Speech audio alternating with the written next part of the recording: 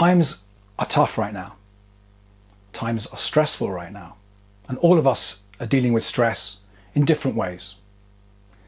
The pandemic, but also the accelerating climate crisis and the political instability and general ill health are leading to massive increases in addiction, in loneliness, in mood disorders, depression, anxiety, and everyday overwhelm.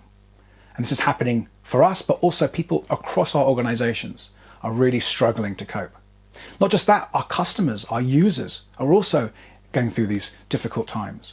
And it's incumbent upon us as brands and as businesses to help them go through these times together and also help them understand how we as a business can help them. Now, we all know that for online or virtual working, there are lots of emerging technologies that can help us, like Slack or Zoom, to collaborate, to connect, to create together, to stay in touch, to get things done together, to understand what's going on.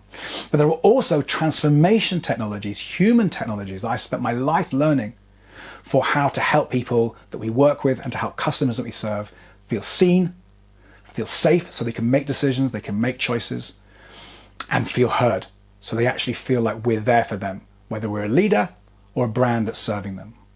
And I can share with you some of these transformation technologies, some of these tools and hacks and tips for bringing wisdom into our workplace, for ourselves and for others, as well as 8 really powerful ways to build resilience for ourselves and others. 4 more simple ones that you would have probably heard of, but may not be living, and 4 really powerful tools that I've experienced for myself as an entrepreneur of almost 25 years, and serving tens of thousands of leaders, can help build the kind of strength that we need to transform stress into creativity at the click of a finger.